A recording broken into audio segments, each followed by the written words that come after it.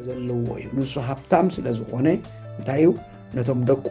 ነቶም ውሉዱ ከውርሶም ዝደልየ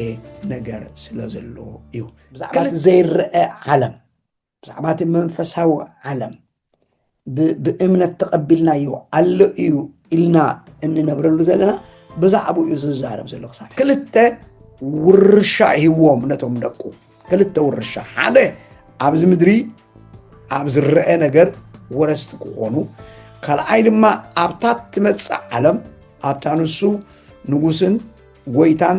ዙፋኑን ዝገበረላ ቦታ ናይ ዘለዓለም ህይወት ከዓ እንደገና ኣብኡ ከዓ ወረስቲ እዮም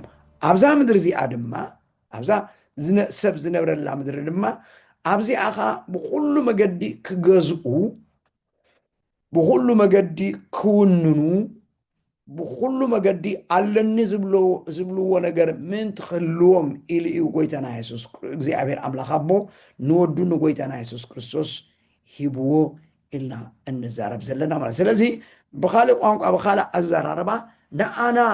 ይሂብና ክብል ስለ ዝደለየ ሐዋርያ ጳውሎስ እንታይ ብሎ ማለት ነው ማሕበር ቆሎሴ እዚ ትርእይዎ ዘለኹም እዚ ኮይኑ ዘሎ ዝርአ ይኹን ዘይርአ ኣብ ሰማይ ዘሎ ይኹን ኣብ ምድሪ ዘሎ ይኹን ሕልቅነት ይኹን ዝፋናት ይኹን ጉይትነት ይኹን ስልጣናት ይኹን ኩሉ ልዕሌኹም ጌርኩም ትርእይዎ ልዕሌኹም ጌርኩም ትጥምትዎ እንተዳ ኣሊኹም እዩ ዝብል ዘሎ እዚ እግዚኣብሔር ኣምላኽ ኣቦ ብወዱ ብኢየሱስ ክርስቶስ ገይሩ ንኣኹም ኣግዚእኩም እሞ ኣብ ትሕቲኹም እዩ ዘሎ ይኽብሎም ደልዩ እዚ ክብል ስለ ዝደለየ ንማሕበር ቆሎሴ እዚ ኣምፂሎም ተዘየሎ ጎይታና የሱስ ክርስቶስ ንዕኡ ዘድልዮ ነገር የብሉን ንሱ ኣምላኽ እዩ ብኩሉ ሙሉእ እዩ ኩሉ ዘለዎ እዩ ዘድልዮ ነገር የብሉን ጎዲልዎ መልኡ ለይ ዝብሎ ነገር የብሉን ምክንያቱ እቲ ንኣምላኽ ኣምላኽ ዘብሎ ረቑሒታት ኩሉ ስለ ዘለዎ ንዕኡ ዝጎድሎ የልቦን ግናኸ ኩሉ ብኡን ኩሉ ከዓ ንኡን እዩ ተፈጢሩ ስለዚ ንሱ ኣምላኽ እዩ ንሱ ፈጣሪ እዩ ክብሎም ስለ ዝደለዩ እዚ ቃል እዚ ኣቐሚጥሎም ዘሎ ማለት እዩ ኣምላኽ ተመስገነ ይኹን ኣራይ እታ ዝረአ ዘይረአ እታ ዝፋናት ኮኑ ጉይትነት ኮኑ ሕልቅነት ኮኑ ወይ ስልጣናት እትብልሲ ሓለፈ ሰሙን መንዮ ሓዳስ ሓይታ ነይራ እንታይ ማለቱ ደኣዩ እዚ ከምዚ ዓይነት ተቐሚጡ ዘሎስ እንታይ እዩ እንድሕር ንሱ ፈጢርዎም ኮይኑ እዚኣቶምሲ ንምንታይ ኢና ዳ ሕጂ ሕልቅነትን ስልጣናትን ናይ ፅልማት ገዛእታ መናፍስቲ ኣከያትን እናበልና ንዋጋ ወይ ከዓ እንቃለስ ዘለናስ ካብ ምንታይ ተበጊስና ኢና ዝብል ሕቶ ሓቲታትን ነይራ እዚኣ ምንቲ ቃል በቃላ ምእንቲ ብዓውዲ ኸይድና ምእንቲ ክንርያ ሎሚ ክምልሻ ተቐሪበ ነይረ ተዳልየ ነይረ ግን ምእንቲ እንደገና ተመሊስና ከዓ ስነለልዕላ ነዛ ጥቕስ እዚኣ ባዕላ ኣብ ምንታይ ክንከይድ ኢና ኣብቲ ምዕራፍ 2 ምስኣተና ኣብኡ ክንሪኣ ኢና ቁፅሪ 10 ንሱ ርእሲ ኩሉ ሕልቅነት እዩ ርእሲ ኩሉ ስልጣን እዩ ዝብል ቃል ኣቐሚጥሎሞ እንታይ እቲ ሕልቅነት እንታይ እዩ እቲ ስልጣን ድሕሪማ ቁፅሪ 15 ካልኣይ ምዕራፍ እየ ዘንብብ ዘለኹ ቆሎሴ ኣብኡ ኮይና ድማ ነቶም ሕልቅነትን ስልጣናትን ዝብል ኣቐሚጥሎሞ ስለዚ ተመሊስና ናብኡ ስለነልዕላ እንደገና ምልዓላ የድልየናን እዩ ጥራይ ኣብዛ ዓውዲ ኣብዛ ሕጂ ንሪኣ ዘለና ግን እዞም እንብሎም ዘለና ሕልቅነት እዞም እንብሎም ዘለና ስልጣናት እዞም እንብሎም ዘለና ጉይትነት እዞም እንብሎም ዘለና ዝፋናትሲ እዚኣቶምሲ ብኡ እዮም ተፈጢሮም ንሱ እዩ ፈጢርዎም ድሕሪ ፈጢርዎም ድማ ኣብ ትሕቲ ግዝኣቱ እዮም ዘለዉ ድሕሪ ፈጢርዎም ድማ ንሱ እዩ ዝመልኮም ይኽብል ደልዩ ማለት እዩ ፈጢርዎም ክብል ከሎ ብፍላይቲ ናይ ምፍጣር ነገር እንታይ እዩ ምፍጣር ኢልና ክንሓስብ ከለና ፈጣሪ ማለት ዘይነበረ ናብ ምንባር ዘምፅእ ማለት እዩ ምምሓዝ ማለት ኣይኮነን ምምሕያሽ ማለት ኣይኮነን ብዙሕ ግዜ ንጥቀመሉ ቋንቋ ኣሎ ከምዚ ፈጢሩ ከምዚ ፈጢራ ንብሎ ነገር ሰብ ክፈጥር ክእለት የብሉን ኣምላኽ ጥራይ ክፈጥር ክእለት ዘለዎ ምፍጣር ዝብል ቃል ኢልና ክንሓስብ ከሎ ድማ ዘይነበረ ናብ ምንባር ምምፃእ ማለት እዩ ቅድሚ ሕጂ ዘይነበረ ናብ ምንባር ምምፃእ ኦሪት ዘፍጥረት ምዕራፍ 1 ድሕሪ ኬድኩም ኣንቢብኩሞ ኣምላኽ በቲ 6 መዓልታት ዝፈጠሮ ፍጥረት እንተሪኢኹም ካብ ዘይምንባር ናብ ምንባር ካብ ዘይምንባር ናብ ምንባር ኩሉ ነገር ኣምፂዎ ማለት እዩ ንሰብ እውን ንባዕሉ ንሰብ እውን ካብ ዘይምንባር ናብ ምንባር እዩ ኣምፂእዎ ማለት እዩ ብድሕሪኡ ምፍጣር ኣየድልዮን እዩ ማለት ስለዚ ተፈጥረ ዘበለ ኩሉ ግና እሱ ይፈጢርዎ ክብል ስለ ዝደልዩ ሕጂ ስለዚ እታ ክፀቕጠላ ደልዩ ዘሎ እታ ፎከስ ክገብረላ ደልዩ ዘሎ ኣብዛ ዓውዲ እዚኣ ብፍላይ ሓዋርያ ጳውሎስ ኢየሱስ ክርስቶስ ኣምላኽ እዩ ኢየሱስ ክርስቶስ ፈጣሪ እዩ ክብል ስለ ዝደልዩ ምክንያቱ ምስ ፍጥረት እተተሓዘ ቃላት እዩ ክዛረብ ፀኒሑ ክሳብ ሕጂ ምስ ምፍጣርን ምስ ፍጥረትን እተተሓዘ እዩ ክዛረብ ፀኒሑ ኣብዘን ዝረኣናየን ጥቅስታት ማለት እዩ ቀፂሉ ልክዕ ካብኡ ብዘይተፈልየ መገዲ ናብ ቁፅሪ 16 ክሰግር ከሎ እንታይ ኢሉ ንሱ ከዓ ቅድሚ ኩሉ እዩ ኩሉ እውን ሕጂ እውን ቀፂሉ ኣሎ ንሱ ከዓ ቅድሚ ኩሉ እዩ ቅድሚ ኩሉ እዩ እታ ቅድሚ ኩሉ እትብል ቃል ሕጂ እዚኣ ቅድሚ ኩሉ እትብል ቃል እታ መጀመርታ እዩ እትብል ቃል እያ ክልቲአን ቅድሚ ኩሉ ትብል ኣብ ሓንቲ ተደሚራ ክልቲአን ቅድሚ ኩሉ ዝብል ቃል ኣብ ሓንቲ ተደሚራ መጀመርታ ዝብል እዩ መጀመርታ ዝብል ቃል እዩ ሓራይ እታ መጀመርታ እዩ እትብል ቃል ንዓ ምንቲ ክንትርጉማ መጀመርታ እትብል ቃል እንታይ እያ ካብቲ ኣምላኽ ማለት እዩ እግዚኣብሔር ዘፍጥረት ምዕራፍ 1 ቁፅሪ 1 ከይድና ክነንብቦ ከለና ብመጀመርታ ከዓ ኢሉ እዩ ዝጅምር in the beginning ኢሉ ዝጅምር እግዚኣብሔር ሰማይን ምድርን ፈጠረ ኢሉ ጀሚር ሕጂ ታብኣ ዘላ መጀመርታ እትብል መጀመርታ ዝብል ቃል ባዕሉ ምስ ምንታይ እዩ ዘመልክት ምስ ግዜ እተተሓዘ እዩ መጀመርታ መወዳእታ ቀዳማይ ዳሕራይ ዝብሉ ቃላት ክንጥቀም ከለና ምስ ምንታይ እተተሓዘ እዩ ምስ ግዜ እተተሓዘ እዩ ግዜ ኢልና ክንሓስብ ከለና ማይክሮ ሰከንድ ሰከንድ ደቃይቕ ድሕሪኡ ሰዓታት ድሕሪኡ መዓልቲ ድሕሪኡ ሰሙን ድሕሪኡ ወርሒ ድሕሪኡ ዓመት ዓመታት እናበልና መዋዕል እናበልና ክንቆፅር ከለና እዚ ግዜ ዘመልክት እዩ ሓባሪ ግዜ እዩ ስለዚ መጀመርታ እትብል ቃል ምስ ምንታይ ተተእተ ወይ ከዓ ቅድሚ ኩሉ እትብል መጀመርታ እትብል እያ ምስ ምንታይ ተተሓዘት እያ ምስ ግዜ እተተሓዘት እያ ንሱም በኣር እዩ ዝብል ዘሎ ሕጂ ንሱም በኣር ቅድሚ ኩሉ ይኽብል ከሎ ንሱም በኣር መጀመርታ እዩ ይኽብል ስለ ዝደለዩ ንሱ መጀመርታ እዩ ኦኬ መጀመርታ እዩ እንድሕር ኢልና ድማ ብካልእ ቋንቋ መጀመርታ እዩ ንዓና እዩ መጀመርታ ንሕና ብመጀመርታ ዝበሃል ቃል ክመፅእ ከሎ ወይ ከዓ ክንሰምዖ ከለና ንሰብ ከም መበገሲ ወይ ከዓ ከም መልዓሊ ንግዜ መቁፀሪ ምእንቲ ክጥዕም እግዚኣብሔር ግዜን መዓልትን ለይትን መዓልትን ምግባር ሓንቲ መዓልቲ ኢልዋ ኣሎ ለይትን መዓልትን ይኮና እሞ ሓንቲ መዓልቲ ኮይና ኢሉ ሎብቲ ዘፍጥረት ምዕራፍ 1 ኺድኩም ትሪእዎ ከለኹም ስለዚ ንሰብ ግዜ ፈጢሩሉ እግዚኣብሔር ንሰብ ካብቲ ግዜ ምፍጣር ተላዕለ ድሕሪኡ ኣዋርሕ ዝብል ድሕሪኡ ሲዝንስ እንብሎም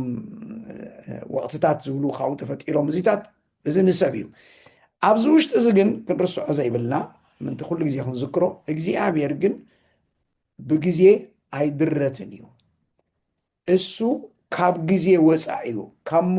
ካብ ምቁፃር ግዜ ወፃኢ እዩ መጀመርታ የብሉን መወዳእታ ከዓ የብሉን መጀመርታ የብሉን መወዳእታ ከዓ የብሉን ስለዚ መጀመርታ ዝብል ቃል ንፍጥረት እዩ ንፍጥረት ኢልና ክንሓስብ ከለና ንሰብ ኢልና ክንሓስብ ከለና ንፍጥረት ባዕሉ ነዚ ግኡዝ ነዚ ጭበጥ ዝተሓዝ ንዑ መበገሲ ወይ ከዓ ንዑ መበቆል ንዑ መጀመርታ ንዑ መፈለሚ ኢና ንብል ዘለና መጀመርታ ዝብል ቃል በዚ ዘስምዕ እንተዘየሎ ግና እግዚኣብሔር እንታይ የብሉን ግዜ የብሉን ኣብ ግዜ ኣይሕፀርን እዩ ኣብ ግዜ ኣይሕፀርን እዩ ሎሚ ዝብል ቃል ክንሰምዕ ከለና ንሰብ እትዋህቦ ቋንቋ እዩ ፅባሕ ዝበሃል ክንሓስብ ከለና ንሰብ እትዋህቦ ቋንቋ እዩ ንዓመታ ዝበሃልና ክንሓስብ ከለና ንሰብ እትዋህቦ ቋንቋ እዩ እግዚኣብሔር ግና ኣብ ከምኡ ኣይኣቱን እዩ ኣብ ከምኡ ኣይትእትዎን ኢኻ እንድሕር ኣወይቲኻዮ ብግዜ ክድረት እዩ እንድሕሪ ብግዜ ደሪትካዮ ድማ መጀመርታ ኣለዎ ናብ ዝብል ሓሳብ ክትመፅእ ኢኻ መጀመርታ እንድሕር ኣለዎ ድማ ፈጣሪ ኣይኮነን ማለት እዩ ምክንያቱም መጀመርታ እንድሕር ኣለዎ ኢልካ ሓሲብካ ድማ ዘጀመሮ ኣሎ ብልዕልዩሲ ዘበገሶ ኣሎ ጀምር ኢሉሲ ዘበገሶ ወይ ከዓ ዝሃቦ ኣለዎ ማለት እዩ ስለዚ እግዚኣብሔር ካብ ግዜ ወፃኢኡ ካብ ምቁፃር ግዜ ወፃኢ እዚ ሕጂ ስነ መለኮታዊ ቋንቋ ይዛረብ ዘለኹ ቴዎሎጂካል ዘረባ ይዛረብ ዘለኹ ቁርብ ከምዚ ዕሙቕ ዝበለ ወይ ከዓ ዘዳናግር ክመስል ዝኽእል እዩ ግን ብቕልል ብዝቐለ ትግርኛ እንታይ እዩ እግዚኣብሔር ብግዜ ኣይሕፀረን እዩ ብግዜ ኣይተሓፅረን ሰብ ብግዜ እተሓፅረ ሰብ ብግዜ ድሩት ዝበሃል እንተዘይሎ እግዚኣብሔር ንኣብነት ኩላህና ንፈልጡ ጥቕሲ ኣብ ዘፀኣት ከይዱ እግዚኣብሔር ንሙሴ ክዛረቦ ከሎ መን ልኢኹኒ እንተበሉንስ እንታይ ክብሎም እየ ዝበሎ እቲ ዘለኹ እየ ዘለኹ በሎም ኤሸህ እየር ኤሸህ በሎም ኢልዎ ሕጂ ኤሸር እየ ኤሸር በሎም ኢኻ ኢልዎ እቲ ዘለኹ እየ ዘለኹ ኢልዎም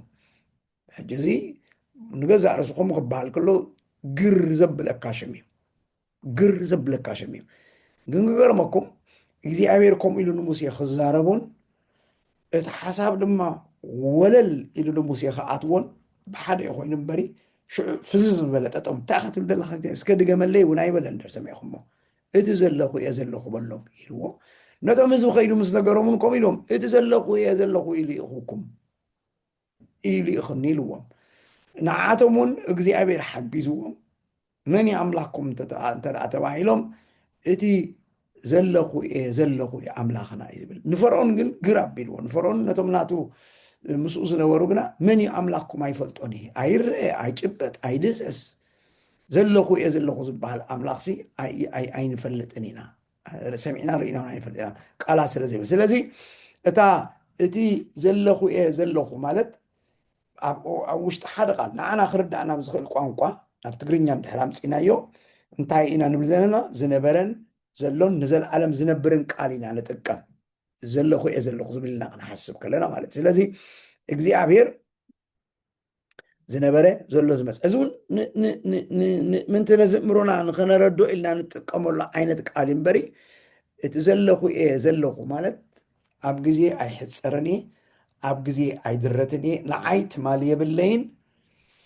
ንዓይ ፅባሕ የብለይን ንዓይ ንዓመታ የብለይን ንዓይ ንዝመፅእ ዘሎ ወቕቲ የብለይን ንዓይ ኣኽራማት የብለይን ንዓይ ሓደ ወርሒ ክልተ ዝበሃል የብለይን ንዓይ ሶኒ ሶሉስ ዝበሃል የብለይን ንዓይ ሰዓት ሓደ ሰዓት ክልተ ዝበሃል የብለይን ኣነ ካብዚ ኩሉ ወፃኢ እዩ ንሰብ ግና ምእንቲ መቁፀሪ ግዜ ክኾኖ ግና ንሰብ ግና እንታይ ገይረ ፀሓይን ብርሃንን ፀልማትን ዝበሃል ገይረ እቲ ብርሃንን ፀልማትን ክፈራርቁ ከለው ድማ መዓልቲ ምንቲ ክኸውን ኢለ ንሰብ ፈጢረሉ ኣሎ ኣነ ግና ካብኡ ወፃኢ እየ ኢሉ እግዚኣብሔር ማለት እዩ ሕጂ እዚ ኣብ ብሉይ ኪዳን ክዝረብ ዝፀንሐ ኣባህላ እዩ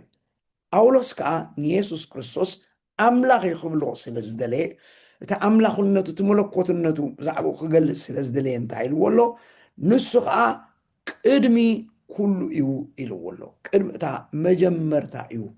ኢልዎ ኣሎ ስለዚ መጀመርታ ኢልካ ክትሓስብ ከለካ ማለት ብካሊእ ኣዘራርባ ቅድሚኡ ካልእ ዘይነበረ ማለት እያ ቅድሚኡ ካልእ ዘይነበረ ባዕሉ መጀመርታ ዝኾነ ንምባል ስለ ዝደለዩ ሕጂ ብፍላይ ነቶም ፍላስፋታት ኢና ዝብሉ ኣብቲ እዋን እቲ ኣብቲ ፍልስፍና እንዲኦም ኣትዮም ነሮም ቶም ግሪካውያን እዚ ንገዛእ ርእሱ ንዓቶም ፍልስፍናዊ ቋንቋ እዩ ሕጂ ንብሎ ዘለና ብርግፅ ንሕና ኣብ ሓድሽ ኪዳን ኣቲና ብፍላይ ድማ ተምሃሮ መፅሓፍ ቅዱስ ኮይና ብስነ መለኮታዊ ዓይኒ ኢና ንዛረቡ ዘለና እዚ ግን ንፍላስፋታት ዝጥቀመሉ ቋንቋ እዩ ዝጥቀም ዘሎ ሃዋርያ ጳውሎስ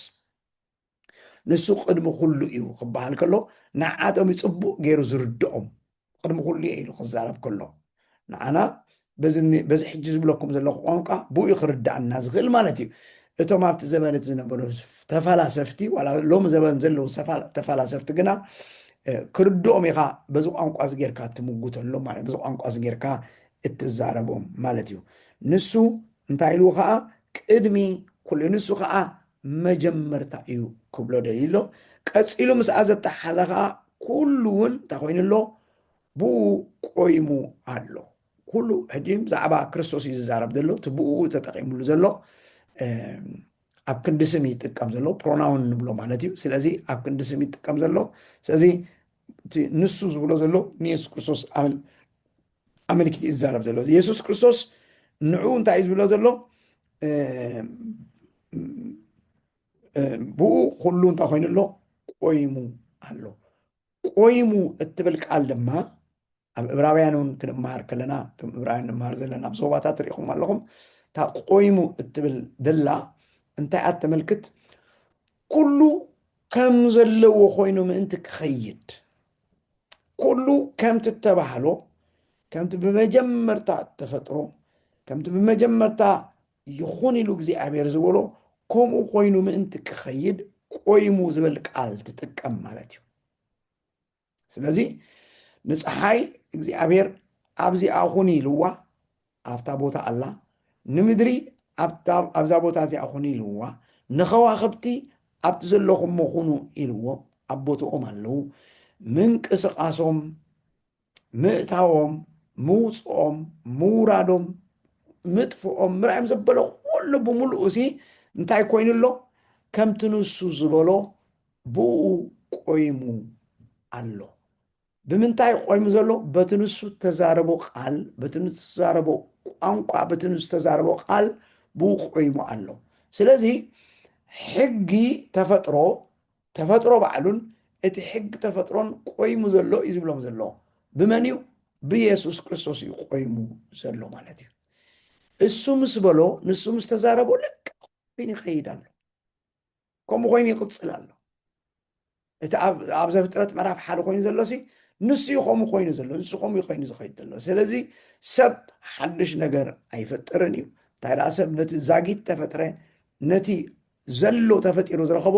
ንዑ ብምፍሓር ግና ኣብቲ ውሽጢ ዘሎ ነገሩ ብምርኣይ እዩ ፈጢሩ ወይ ከዓ ዳሲሱ ረኺቡ እንብሎ ማለት እዩ። ስለዚ ቆይሙ ኣሎ ክብል ከሎ ልክዕ ከም ዓይነት ቃል ተጠቂሙ ናብ ዕብራውያን ሕጂ ንሳ ከምታ ቃላ ገይሩ ስለተጠቀመ ንዓየ ደልየ ዘለኹ ንሱ ናይ ክብሩ ነፀብራቕን ቅርፂ ባህሪን ከሎ ኩሉን ብሓይሊ ቃሉ ፀይሩ ከሎ ኢልዎ ኣሎ። ንኩሉ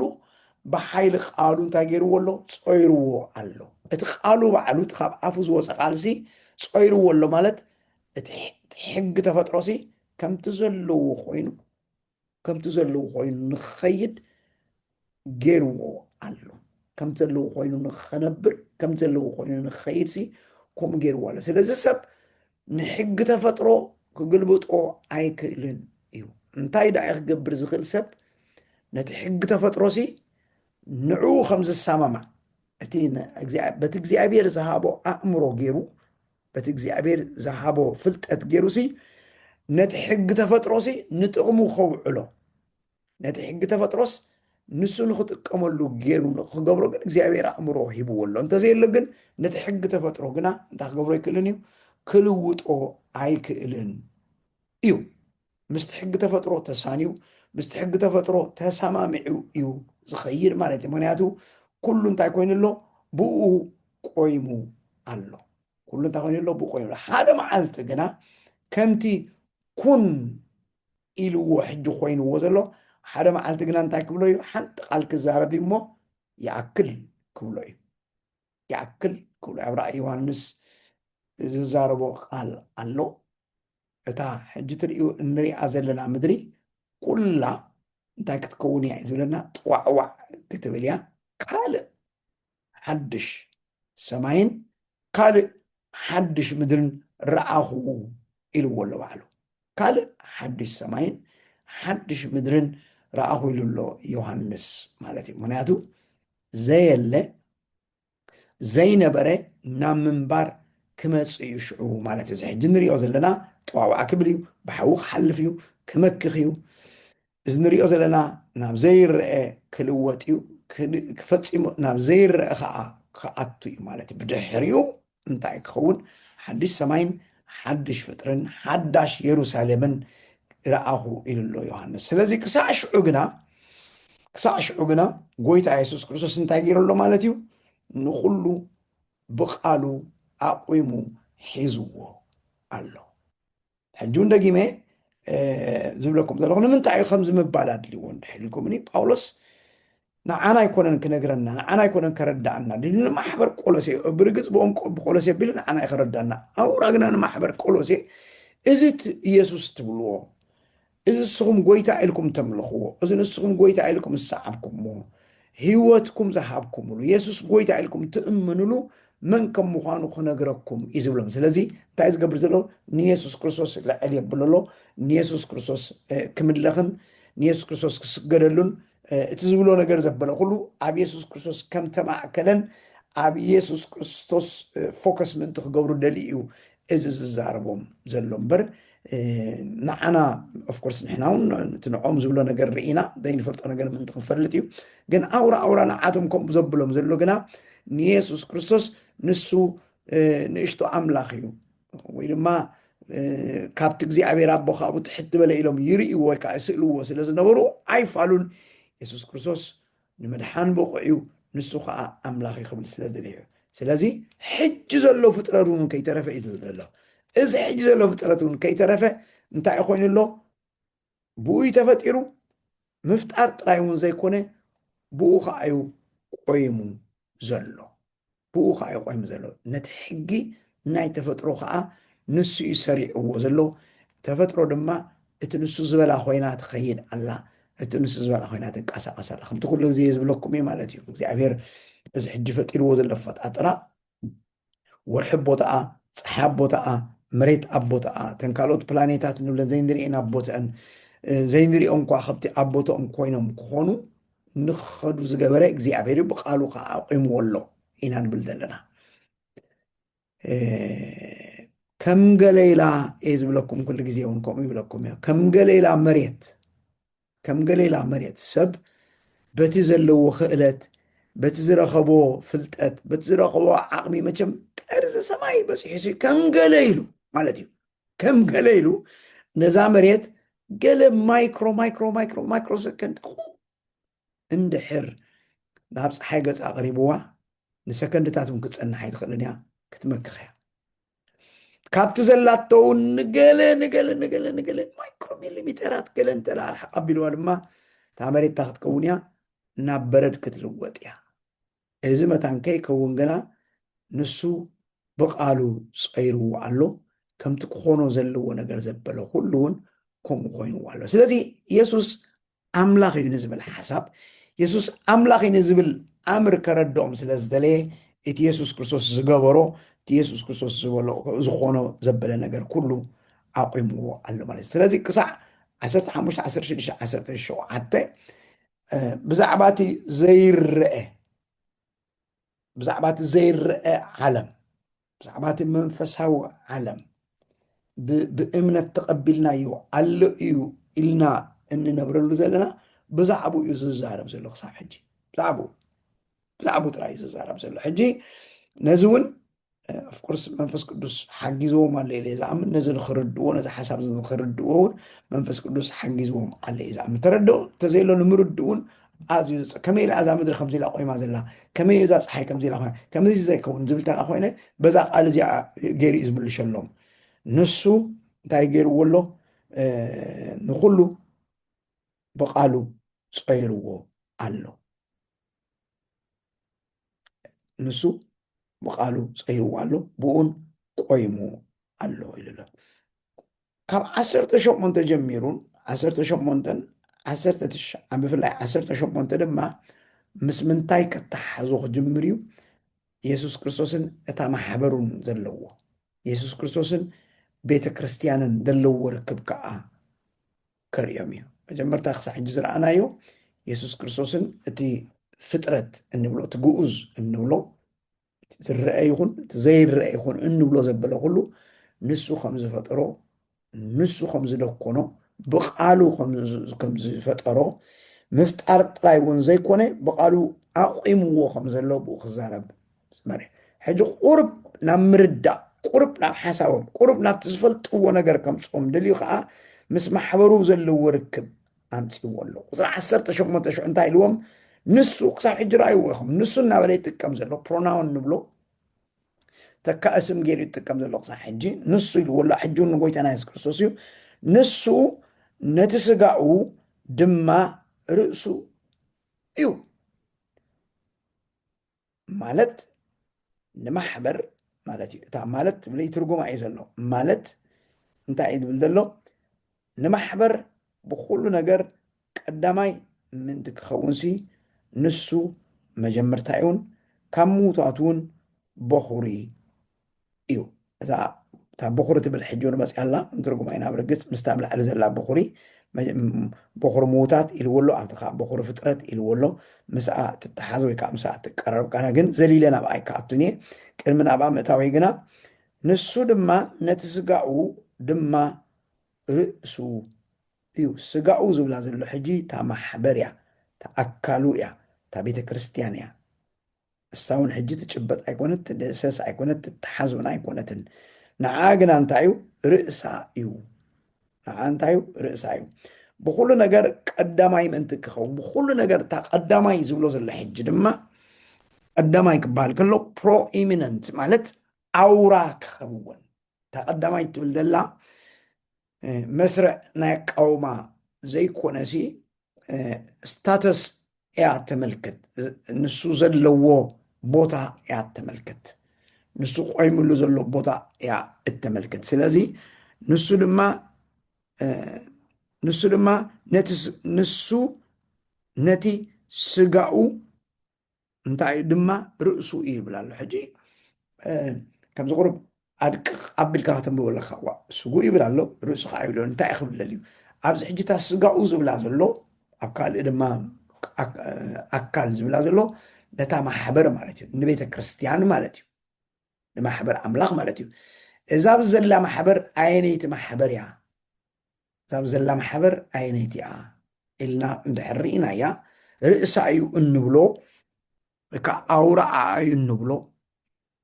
ወይ ከዓ ጎይታ እዩ እንብሎ ኣየነይቲ ማሕበር እያ እንድሕልኩምኒ እዚኣታ ዩኒቨርሳል እንብላ ወይ ድማ ብቋንቋ ትግርኛና ኣድማሳዊት እንብላ ማለት እዩ። ዘይትረአ ዘይትጭበጥ እያ። ሓደ ሰብ ጎይታ ምስ ተቐበለ ምስ ደሓነ ብሓደ እዋን ማለት እዩ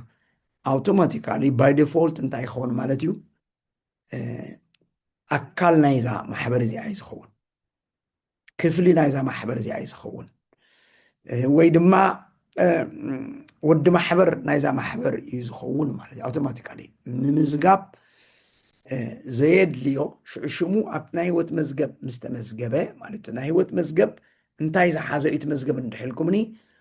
ኣብታ ኣካል ወይ ከዓ ኣብታ ማሕበር እትበሃል ኣብኣ ኣባላት ዝኾኑ ዘበሉ ኩሎም እተኣከቡ እተጠርነፉ እዮም ማለት እዩ። ሕጂ እዚኣ ኣድማሳዊት እያ፣ ርእሲ ኣይትተሓዘን እያ፣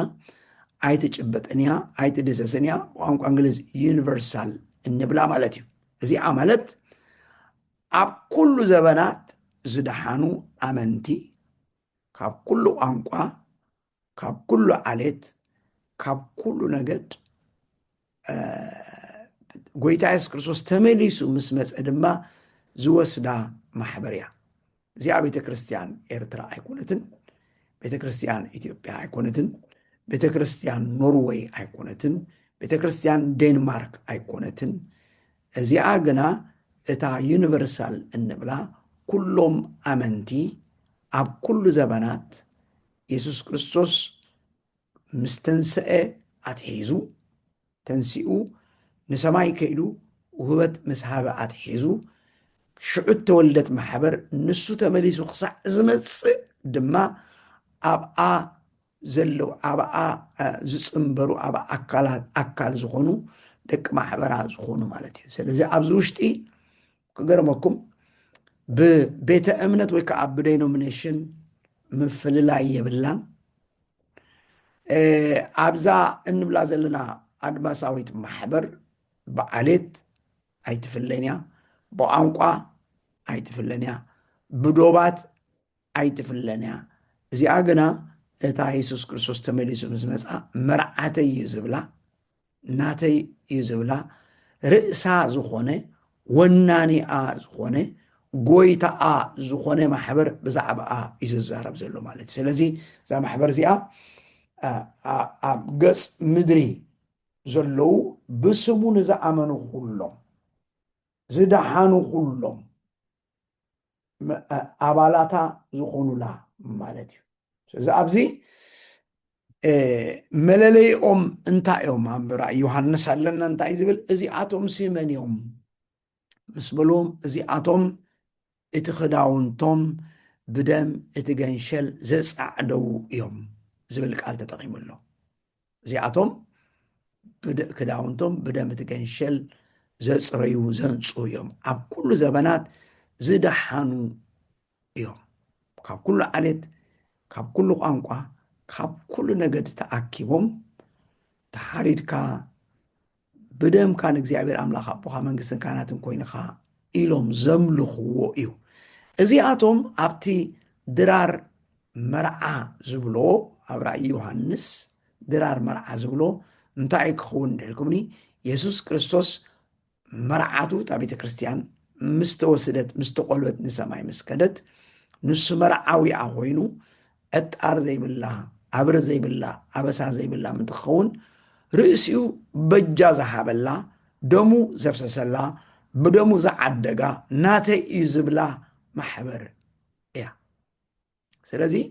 ኣብ ኩሉ ዘበን ዘለዉ ኣመንቲ ኣብዛ ማሕበር እዚኣ እዮም ተሓቒፎም። ሕጂ ብዚ ሰብ ዝፈጥሮ ዶባት ኣሎ። እቲ ሰብ ዝፈጥሮ ዶባት ብትምህርቲ በልዎ፣ ብስነ መለኮታዊ ትርጓማት በልዎ፣ ብናይ መጽሓፍ ቅዱስ ምትርጓም በልዎ፣ ብዝተፈላለየ ዓይነት መገዲ ብዙሓት ማሕበራት፣ ብዙሓት ቤተ ክርስቲያናት፣ ብዙሓት ቤተ እምነታት ኣለዋ። ብውሕድ ብቤተ እምነት ክነግሩና ከለዎ ኣብ ስታቲስቲክስ ከድኩም ትሪኦ ብውሕድ ልዕሊ 4,000-5,000 ዝኣክል ቤተ እምነታት ኣለዋ ኣብ ዓለም። ቤተ እምነት እየ ዝብል ዘለኹ፣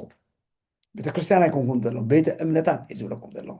ክንዱ ዝኣክል ቤተ እምነታት ኣሎ። ብፍላይ ኣብ ኣሜሪካ ንብሎ ቤተ እምነት ማለት ከመይ እዩ እንድሕልኩም? ቤተ እምነት ማለት እዚ ዴኖሚኔሽን ኢልና እንፅውዖ ማለት እዩ። ንሕና ምንቅስቃስ መንፈስ ቅዱስ እናኣምን ፔንትኮስታል ዴኖሚኔሽን ፔንትኮስታውያን ንበሃል።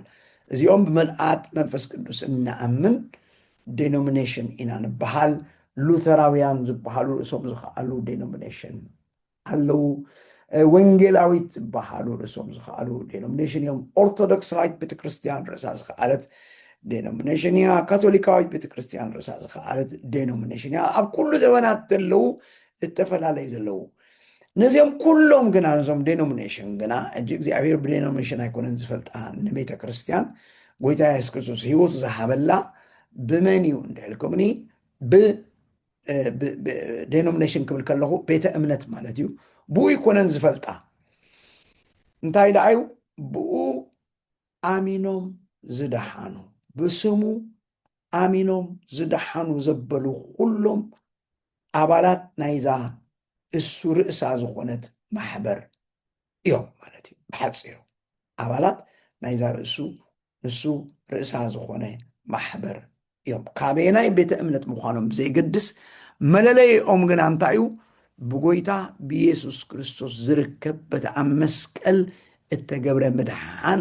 በቲ ኣብ መስቀል እተወድአ ምድሓን ንዑ ኣሚኖም ኣብ ሂወቶም